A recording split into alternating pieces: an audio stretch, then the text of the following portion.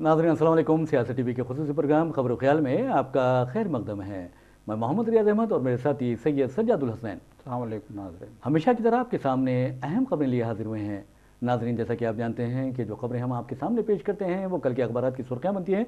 न सिर्फ सुर्खियाँ बनती हैं बल्कि उन खबरों को इलेक्ट्रॉनिक मीडिया गैर मामूली अंदाज में नशर करता है। इसी तरह सोशल मीडिया पर भी ये खबरें वायरल होती हैं। बहरहाल नाज़रीन, जहाँ तक खबरों का सवाल है, आपको बता दूं कि हर कौम हो या हर रहनुमा हो या आवाम हो, ये यही चाहते हैं कि आगे बढ़ें, पेशरफ्त करें, तरक्की करें। लेकिन आपको अंदाज़ा होगा कि हमारे वज़ीर दाखिला अमित शाह और हमारी जो मोदी हुकूमत है वो ऐसा लगता है कि उसके अपने इक़दामात के ज़रिए ऐसा महसूस होता है कि वो पीछे की तरफ जा रही है और कौम को भी पीछे की तरफ ले जा रही है। यानी तारीख़ आप देखेंगे कि तारीख़ के तरफ वापस ले जाने पर तुली हुई है। मिसाल के तौर पर वज़ीर दाखिला अमित शाह ने एक एक्स पर एक मैसेज पोस्ट किया है जिसमें उन्होंने कहा है कि 25 जून को, हर 25 जून को, हर साल 25 जून को संविधान हत्या दिवस मनाया जाएगा। यानी दस्तूर के कत्ल का दिन मनाया जाएगा हर साल 25 जून को। आपको ये बता दूं कि 25 जून 1975 को श्रीमती इंदिरा गांधी ने इमरजेंसी मुल्क में नाफिज की थी और 2 साल तक ये इमरजेंसी का निफाज होता रहा। और उसके बाद आपने देखा कि किस तरह अपोजिशन मुत्तहिद हुई थी, इंदिरा गांधी को शिकस्त हुई थी। लेकिन अमित शाह आखिर क्यों इस तरह के बयान जारी कर रहे हैं और वो कह रहे हैं कि 25 जून को यानी हर साल 25 जून को संविधान हत्या दिवस मनाया जाएगा? तो इससे क्या हिंदुस्तान का फ़ायदा होगा? क्या हिंदुस्तान की गुर्बत दूर हो जाएगी? क्या हिंदुस्तान में जो नौजवान बेरोज़गार हैं उनकी बेरोज़गारी दूर हो जाएगी? क्या हिंदुस्तान सुपर पावर बन जाएगा? और क्या हिंदुस्तान, मैं समझता हूं कि खुशहाल मुल्क बन जाएगा? ये सोचने वाली बात है। अगर अमित शाह कौम को पीछे की जानिब ले जाते हैं, यानी तारीख के औराक अगर आप पलटा कर देखें तो पता चलेगा कि इस तरह जो भी इक़दाम करता है वो सिर्फ और सिर्फ एक बहाना होता है और इस बहाने के जरिए ऐसे लोग अपनी कमजोरियों को छुपाते हैं। तो बहरहाल अब सवाल ये पैदा होता है कि अमित शाह किस कमजोरी को छुपा रहे हैं। लेकिन एक बात जरूर है कि अमित शाह के इस एक्स पर जो पैगाम उन्होंने पोस्ट किया है उससे ये अंदाजा हो गया है कि बीजेपी को हिंदुस्तान में सिर्फ एक शख्स, और वो भी है गांधी खानदान के फर्द राहुल गांधी से बहुत ज़्यादा खौफ है। और राहुल गांधी जिस अंदाज में यानी एलओपी बनने के बाद, यानी लीडर ऑफ अपोजिशन बनने के बाद वो जिस अंदाज में आगे बढ़े हैं उससे तो ऐसा महसूस होता है कि बीजेपी बहुत ज़्यादा कायफ है। खासतौर पर वज़ीर आज़म नरेंद्र मोदी और अमित शाह पर बहुत ज़्यादा खौफ छाया हुआ है और राहुल गांधी की मकबूलियत से भी वो डरे हुए हैं, सहमे हुए हैं। तभी तो उन्होंने 25 जून को, हर साल 25 जून को संविधान हत्या दिवस मनाने का फैसला किया है। तो आप अंदाज़ा कर सकते हैं अगर इस तरह के दिवस मनाने जाने लगे तो फिर आप अंदाजा कर सकते हैं 6 दिसंबर 1992 को बाबरी मस्जिद शहीद हुई थी और जिसके साथ ही हिंदुस्तान की बदनामी हुई थी, हिंदुस्तान की छवि मुतासिर हुई थी। तो उस दिवस का नाम क्या रखेंगे आप? क्या आप, और एक बात बताता हूं कि 2002 में गुजरात में मुसलमानों का कत्लेआम किया गया था और उस कत्लेआम की याद में अगर कोई ये कहे कि हम भी एक दिवस मनाएंगे, हिंदुस्तान में तबाही और बर्बादी मचाई गई थी और दरिंदगी का बाजार गर्म किया गया था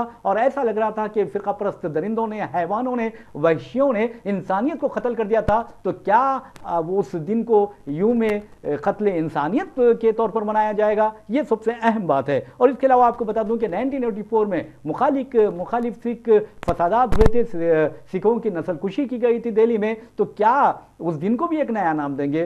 क्या ऑपरेशन ब्लू स्टार में जब आपने देखा कि किस तरह सिखों के मुकद्दस मुकाम को के हुर्मत को पामाल किया गया था, उसको क्या नाम देंगे? अगर अमित शाह इस तरह की बातें करते हैं, मैं समझता हूं कि ये सिर्फ और सिर्फ जो मुल्क को हकीकी मसाइल दरपेश हैं, सुलगते हुए जो मसाइल हैं, उससे तवज्जो हटाने की कोशिश है, तो ये बेजाना होगी। बहरहाल इस बारे में हम चलते हैं सज्जा साहब से और पूछते हैं कि अमित शाह को क्या हो गया है। जी देखिए, जैसा कि हम देख रहे हैं कि ये आज की बात नहीं है। अगर हम इलेक्शन के पहले की अगर सूरत हाल देखेंगे तो उस वक्त से ही बीजेपी बौखलाहट का शिकार रही है। आपने देखा कि आम इंतखाबात से पहले किस किस नौइयत के मसाइल उठाए गए थे। देखिए, कांग्रेस पार्टी ने या फिर इंडिया ब्लॉक ने एक ही मसला उठाया था, बुनियादी मसला, रोज़गार का मसला और जो है महंगाई का मसला और लोगों को जो मसाइल दरपेश हैं उन मसाइल का मसला। उन्होंने बार बार कहा था कि हम आम आदमी के मुद्दे पर बात कर रहे हैं, हम आम आदमी की भलाई की बात कर रहे हैं, हम ये बात कर रहे हैं कि आम आदमी को महंगाई से कैसे बाहर निकाला जाए, हम ये बात कर रहे हैं कि आम आदमी को रोज़गार से कैसे जोड़ा जाए, हम ये बात कर रहे हैं कि आम आदमी खुशहाल कैसे होगा।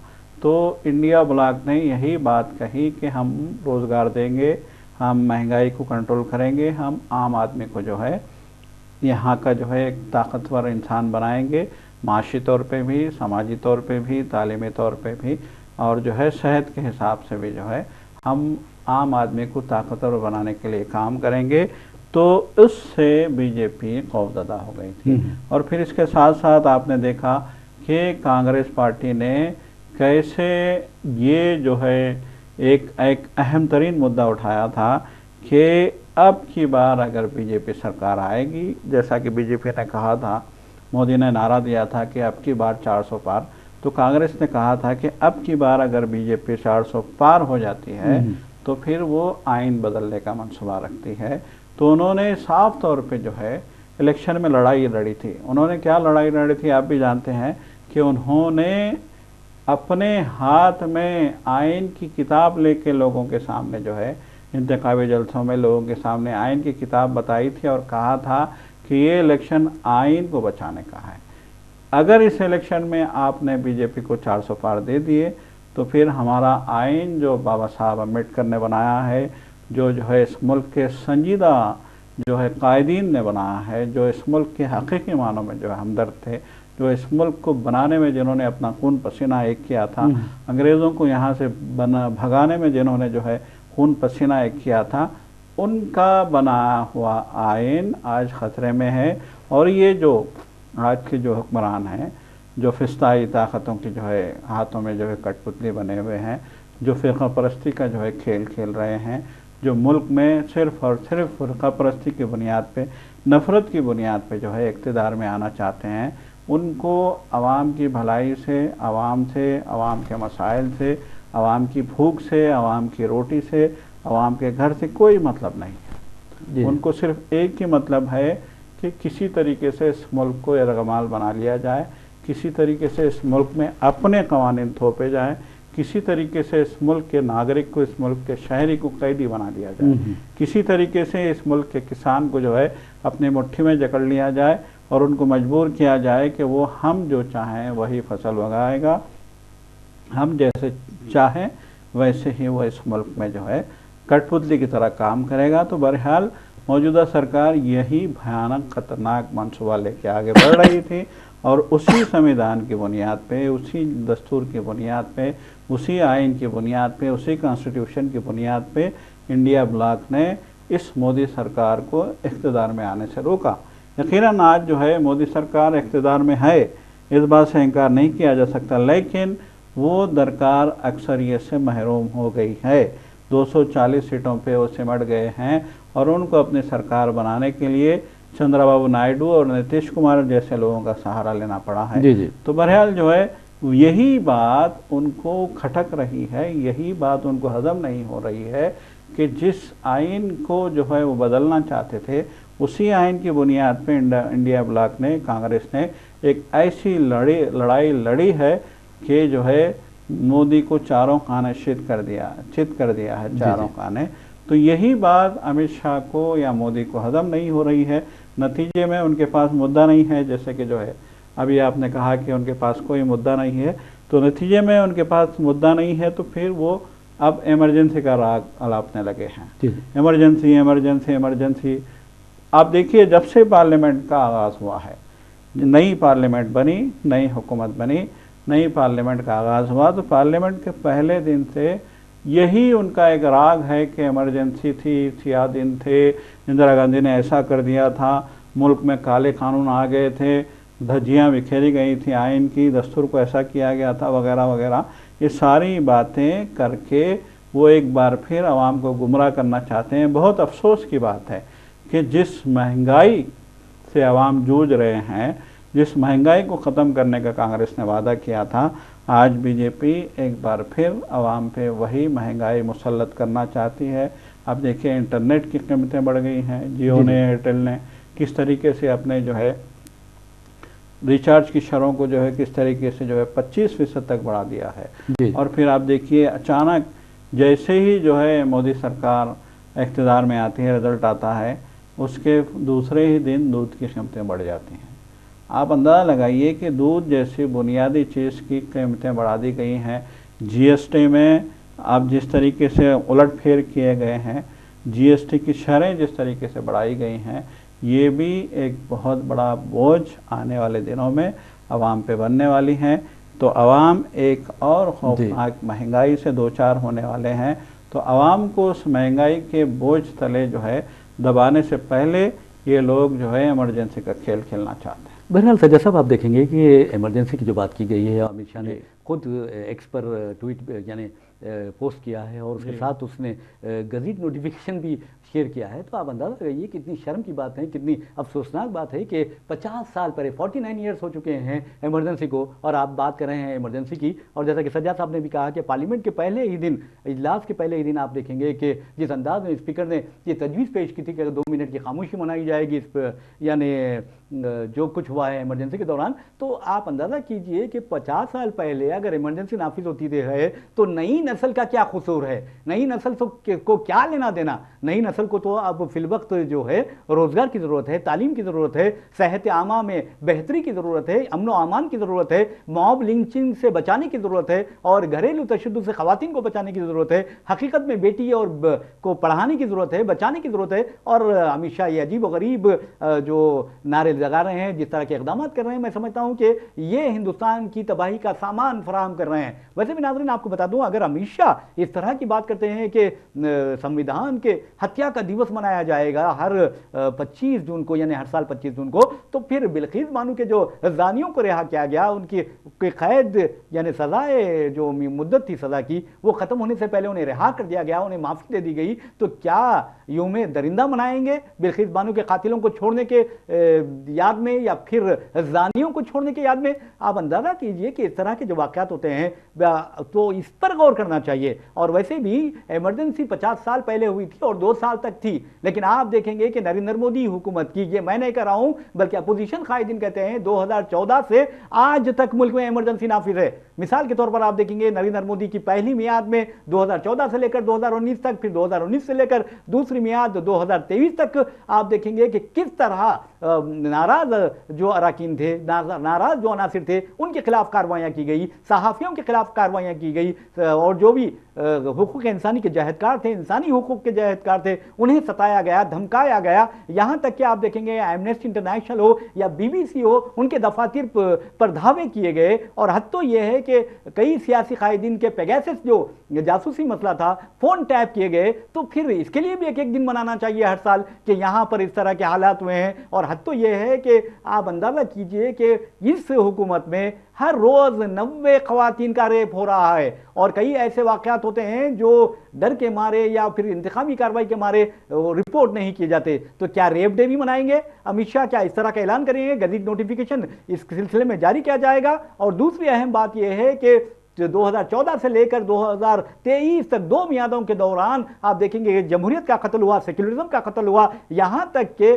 आप अंदाज़ा कर सकते हैं कि दस्तूर का भी कत्ल हुआ है। क्या हम संविधान का जो कत्ल की बात कर रहे हैं, क्या वो दिवस मनाएंगे हकीकत में, या फिर जमहूरियत के कत्ल का दिवस मनाएंगे, या फिर सेक्युलरिज्म के कत्ल का दिवस मनाएंगे, या इंसाफ के कत्ल का दिवस मनाएंगे? क्योंकि हर बुराई जो हुई है, तबाही व बर्बादी हिंदुस्तान के की हुई है, वो 2014 से हुई है। जबकि कई ऐसे लोग हैं जो कहते हैं कि 2014 के बाद हिंदुस्तान को आज़ादी मिली है। किस किस्म की आज़ादी हिंदुस्तान को मिली है? आप अंदाज़ा कर सकते हैं कि अंग्रेज़ों ने हिंदुस्तानों पर जो जुल्म किए थे, उसी तरह के जुल्म आप देखेंगे कि जो मुहिब वतन हिंदुस्तानियों हैं उन पर हुए हैं इन 10 वर्षों के दौरान। तो कहने का मतलब यह है कि आप इमरजेंसी को आप संविधान हत्या दिवस कह लें या कुछ भी कह लें, लेकिन हक यह है कि शरद पवार के ज़माने में, मैं आपको बताता हूँ, शरद पवार ने कहा कि तमाम तहकीकाती एजेंसियां हुकूमत के इशारों पर काम कर रही है और उनके इशारों पर काम करते हुए अपोजिशन कायदीन को निशाना बना रही है। तो क्या अमित शाह इस सिलसिले में भी कोई एक दिवस का एहतमाम करेंगे? यह सोचने वाली बात है। तो बहरहाल नाज़रीन, इस तरह की जो हरकतें होती है, इंतहाई बचकाना हरकतें होती हैं, और मैं समझता हूँ कि ये अपनी इज्जत को बचाने के लिए सब कुछ हो रहा है अपने इख्तिदार को बचाने के लिए हो रहा है, और अपनी जो बदनामी हुई है और मकबूलियत में कमी आई है उस पर काबू पाने के लिए ये हो रहा है। लेकिन एक बात जरूर है, अब बीजेपी का वो मुकाम नहीं रहा, ना वज़ीर आज़म नरेंद्र मोदी की वो मकबूलियत रही जो पहले हुआ करती थी, क्योंकि आवाम अच्छी तरह जान गए हैं कि मोदी की वजह से, मोदी की हुकूमत में महंगाई में इजाफा हुआ है। अगर इस तरह के दिवस मनाए जाएंगे तो सबसे पहले मैं समझता हूं कि गैस सिलेंडर डे मनाया जाना चाहिए, पेट्रोल डे मनाया जाना चाहिए, और आपको बता दूं कि खाने का जो तेल है, खुर्दुनी तेल है, वो मनाए, उसका एक दिन मनाना चाहिए, क्योंकि इनकी कीमतों में बेतहाशा इजाफा हुआ है। उसके बाद बेरोजगारी डे मनाना चाहिए ताकि हुक्मरानों को शर्म दिलाई जा सके कि तुमने वादा किया था कि हर साल 2 करोड़ मुलाजिमतें फराहम करेंगे, यानी 5 साल के दौरान 2 करोड़ मुलाजिमतें फराहम करेंगे, तो क्या तुमने वो वादा पूरा किया? तो कहने का मतलब ये है कि आप कुछ भी दिवस बनाओ, लेकिन आपकी जो खामियां हैं, आपकी जो हरकत है, आपके जो इक़दामात है, वो ज़रूर आवाम की नज़रों में है, और यही आपकी बदनामी के लिए काफ़ी है। तो बहरहाल नाज़रीन, एक और ख़बर की जानिब चलते हैं, और उस खबर का ताल्लुक़ आपको बता दूं कि किसी डे से नहीं है, लेकिन यहाँ अखलाक से है, किरदार से है। और आपको ये बता दूं कि स्मृति ईरानी से लेकर नरेंद्र मोदी और अमित शाह ने राहुल गांधी के खिलाफ क्या क्या बकवास नहीं की। बकवास इसलिए कहना चाहिए कि जिस अंदाज में उनकी बॉडी लैंग्वेज मोदी की, अगर पार्लियामेंट में आप देखेंगे तो पता चलेगा कि वो बॉडी लैंग्वेज किस तरह की होती है राहुल गांधी के खिलाफ। तो बहरहाल स्मृति ईरानी से लेकर नरेंद्र मोदी ने भी राहुल गांधी पर इल्ज़ाम आयद किया कि वो आंख बहुत मारते हैं। तो लेकिन आप देखेंगे कि आप स्मृति ईरानी के बारे में, उनकी शिकस्त के बारे में कांग्रेसी कायदीन ने कुछ बातें की, लेकिन राहुल गांधी ने सख्ती से उन्हें हुक्म दिया कि आप हरगिज़ ऐसी अल्फाज अदा ना करें जिससे स्मृति ईरानी की बेहुरमती हो। तो ये होते हैं अखलाक, ये होते हैं किरदार। और ये भी उन्होंने कहा है कि स्मृति जी, हार जीत तो लगी रहती है जी। यकीनन देखिए, राहुल गांधी बहुत संजीदगी के साथ अभी हम देख रहे हैं। देखिए, आपने देखा कि 2019 के इलेक्शन में उनको जो है बीजेपी ने पप्पू के नाम से बहुत पुकारा था। बीजेपी की पूरी कोशिश थी कि किसी ना किसी तरीके से राहुल गांधी के मोरल को डाउन किया जाए, जी जी, उनकी हौसला शिकनी की जाए, उनके जो अज़ाइम हैं वो अज़ाइम को जो है डैमेज किया जाए, क्योंकि बीजेपी को एक खौफ लाहक था, या फिर उन्होंने नविश्ते दीवार जो है पढ़ लिया था कि ये जो नौजवान, ये शख्स है, ये शख्स आने वाले दिनों में बीजेपी के लिए सबसे बड़ा ख़तरा साबित हो सकता है। उनको इस बात का अच्छी तरीके से अंदाज़ा था कि ये शख्स जिस तरीके से आगे बढ़ रहा है, ये आने वाले दिनों में बीजेपी के लिए, फाशिस्ट क़ुव्वतों के लिए, फ़िरका परस्तों के लिए, फ़िरका परस्ती के लिए, इस मुल्क में जिस तरह का उन्होंने माहौल बनाया हुआ था, जिस तरीके से वो हिंदुओं के एजेंडे को, एक खुफिया एजेंडे को लेकर आगे बढ़ रहे थे, जिस तरीके से वो जो है इस मुल्क के आइन को ख़त्म करने के एजेंडे को लेकर आगे बढ़ रहे थे, उन्हें पूरा यकीन था कि ये शख्स आने वाले दिनों में उनके लिए ख़तरा बन सकता है। और आज उनका वो शक, उनका वो खौफ, उनकी वो जो है अंदेशे आज सच साबित हुए कि जिस तरीके से फाइट किया है राहुल गांधी ने, मुसलसल हारने के बावजूद। देखिए बहुत बड़ी बात है, देखिए आप देखिए कि यूपी इलेक्शन में कांग्रेस को, जब असम्बली इंतखाबात हुए थे यूपी में, कांग्रेस को बहुत गिने चुने चंद सीटें मिले थे। जी। फिर आपने देखा कि जब असम्बली इंतखाबात हुए थे, यहाँ पे भी, तेलंगाना में भी, और जो है मध्य प्रदेश में भी, राजस्थान में भी, हिमाचल प्रदेश में भी, तो राजस्थान और जो है मध्य प्रदेश कांग्रेस खो गए, मतलब खो दिया था कांग्रेस ने, बुरी शिकस्त का सामना हुआ था। तो मुसलसल शिकस्त और जो है मुसलसल हारने के बावजूद राहुल गांधी ने हार नहीं माने। आपने देखा कि उन्होंने कैसे जो है पैदल यात्रा की, उन्होंने कैसे जो है अपना जो है एक देश बचाओ का जो है एक नारा दिया, और कैसे उन्होंने जो है नफ़रत के ख़िलाफ़ एक मुहिम चलाई। कन्याकुमारी से लेकर कश्मीर तक वो पैदल चलते रहे, फिर कश्मीर से लेके, फिर उसके बाद उन्होंने गुजरात से लेके मुंबई तक उन्होंने जो है पैदल चल के एक तरीके से उन्होंने पूरे मुल्क के अवाम में एक बेदारी पैदा करने की कोशिश की, और इस पर बड़ी कामयाबी मिली। इस बात से इनकार नहीं किया जा सकता कि बड़ी कामयाबी मिली। फिर उसके बाद हमने देखा कि पार्लियामेंट में जो तकरीर राहुल गांधी की आई है, और जिस तरह का जारहाना रवैया उनका हो रहा है, और जिस तरीके से वो जो है मोदी एंड कंपनी को जो है फाइट दे रहे हैं, यकीनन उनके इस रवैये ने, उनकी इस जारहियत ने, उनके जो है मतलब एक लड़ने की ताकत ने बीजेपी के ख़ैमे में खलबली मचा दी है। हत्ता कि मोदी और अमित शाह भी जो है अब ऐसा मालूम होता है कि डिफेंसिव पोजीशन में आ गए हैं, मतलब दिफा की पोजीशन में आ गए हैं। वो जो है, इससे पहले ये होता था कि बीजेपी झूठ को भी लेके जो है इतने हंगामे करती थी कि अपोजिशन को जो है दुबक जाना पड़ता था। लेकिन आज ऐसा हो गया है कि बीजेपी इख्तिदार में होने के बावजूद जो है आज जो है हौसला शिकन नज़र आ रही है, कमज़ोर नज़र आ रही है, परेशान नज़र आ रही है। तो ये राहुल गांधी की कामयाबी है, इस बात से इनकार नहीं किया जा सकता। और ये भी एक जो है बहुत बड़ी बात है कि राहुल गांधी ने अखलाक के दामन को भी अपने हाथ से नहीं छोड़ा है। यकीन मानिए जो अखलाकी इक़्तिदार का उन्होंने मुज़ाहरा किया बहुत गैर मामूली है। मैं समझता हूँ से कि इस अखलाकी मुज़ाहरे से वज़ीर आज़म नरेंद्र मोदी से लेकर अमित शाह से लेकर स्मृति ईरानी और बीजेपी के तमाम कायदीन को सबक सीखना चाहिए। ये मैं नहीं कह रहा हूँ, बल्कि आवाम की अक्सर यही राय है कि जिस अंदाज में वो अखलाक का मुज़ाहरा करते हैं और जिस अंदाज में वो गरीब वो यतीम बच्चों को अपने सीने से लगाते हैं और जिस अंदाज में वो मुख्तलिफ मज़ाहिब के आप देखेंगे कि एहतराम करते हैं। और ख़ुद आपने देखा कि किस तरह हिंदुस्तान की पार्लियामेंट में पहली मरतबा प्यारे नबी सल्लल्लाहु अलैहि वसल्लम पर दुरूद भेजा गया है। राहुल गांधी ने प्रॉफिट मोहम्मद सल्लल्लाहु अलैहि वसल्लम पीस बी ऑन हिम कहा था। तो आपने देखा कि कैसे ये बीजेपी वाले चिराग हो गए थे। और आप अंदाज़ा कर सकते हैं कि किस तरह उन्होंने अपने तस्वीर, अपने शिव भगवान की तस्वीर लिए और लोग बीजेपी को ललकारा था और बीजेपी ये नहीं कह सकी थी कि वो तुम वो फोटो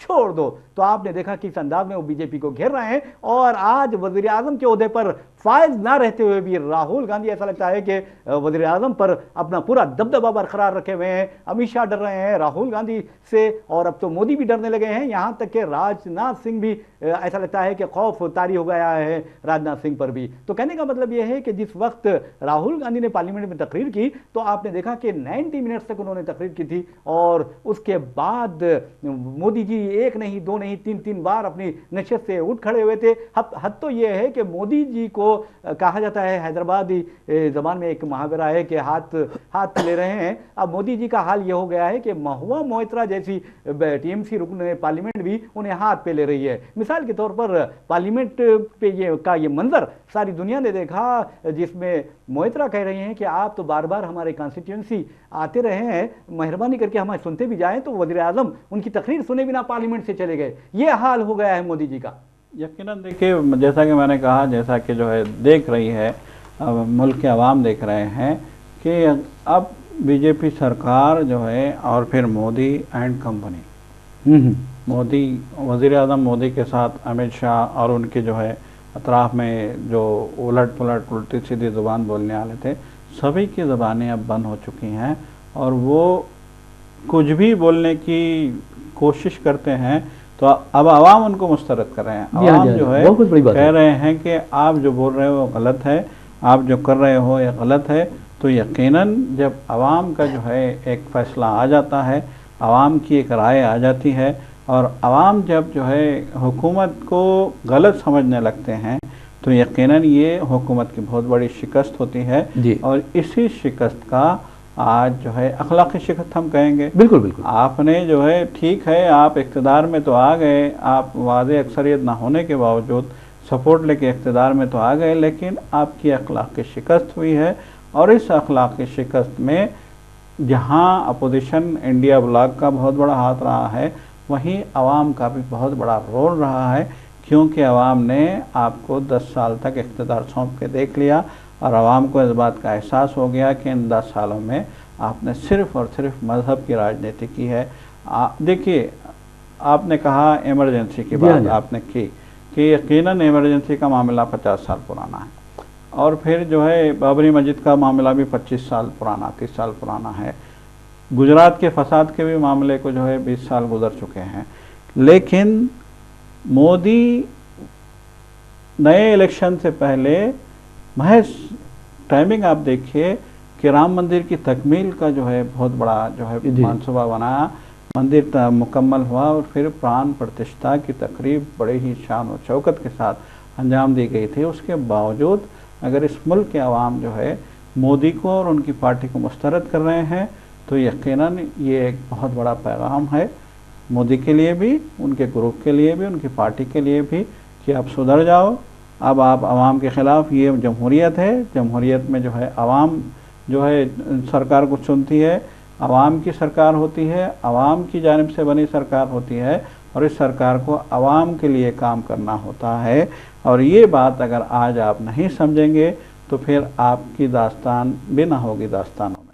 और वैसे भी सज्जा साहब आप देखेंगे जिस अंदाज में फैज़ाबाद यानी अयोध्या के नताइज आए हैं, उससे तो यही लगता है कि श्री रामचंद्र जी ने भी बीजेपी को मुस्तरद कर दिया है। तो आप अंदाज़ा कर सकते हैं कि किस तरह की बीजेपी की हालत हो गई है। लेकिन नाज़रीन, हम आपके लिए चलते हैं तेलंगाना के दारुल हुकूमत हैदराबाद, और हैदराबाद में आप देखेंगे रुकने असम्बली डी नागेंद्र, दानम नागेंद्र ने एक यानी तहलका खैज इंकशाफ किया है और कहा है कि अंदरूनी 15 यूं BRSLP यानी BRS की लेजिस्लेचर जो पार्टी है वो कांग्रेस में जम हो जाएगी और सिर्फ BRS के 4 अरकान असम्बली का यानी बाकी रह जाएंगे। तो आप अंदाज़ा कर सकते हैं कि कांग्रेस किस कदर यानी निशाना बना रही है BRS MLAs को, और BRS MLAs मुसलसल कांग्रेस में शामिल होते जा रहे हैं। और आपको ये भी बताना ज़रूरी है कि अब तक 7 अरकान असम्बली कांग्रेस में शामिल हो चुके हैं और कल 2 अरकान, आज शाम में मैं समझता हूँ आज रात देर गए भी प्रकाश गौड़ कांग्रेस में शामिल हो जाएंगे, और एक रुकन असम्बली है यानी श्रीलिंगमपल्ली के A गांधी,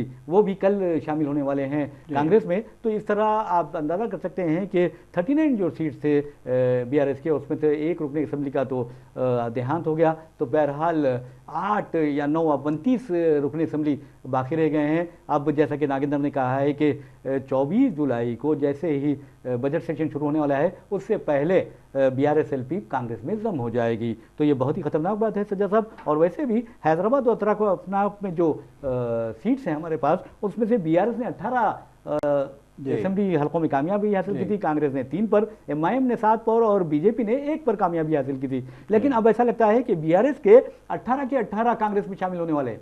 यकीनन देखिए ये एक बहुत ही जो है हैरत अंगेज रुझान है, और ये जिस तरह से सवाल आया है BRS को, KCR को और उनकी पार्टी को, ये देखिए एक उसकी एक बड़ी अहम वजह ये भी कही समझी जा रही है कि उनका रवैया बड़ा जो है, KCR का रवैया बहुत ज़्यादा जो है रौनक भरा हो गया था और MLAs को खातिर में नहीं लाते थे। तो बहरहाल जो है इक़्तिदार उनका चला गया, तो इक़्तिदार जाने के बाद जो है वो जो उनके साथ मतलब है कि उनकी पार्टी के नाम पे जो जीत के आए थे MLAs अरकान असम्बली, उनको भी अब इस बात का एहसास होने लगा है कि वो KCR की रौनक या KCR के साथ जाने से भला ये है कि हम कांग्रेस के साथ खड़े हो जाएं, और ये एक नेशनल पार्टी है और इसके साथ जो है हमारी ताकत जब इस ताकत के साथ जुड़ेगी तो यकीनन रियासत की भलाई के काम होंगे। तो बहरहाल जो है जो कुछ भी हो,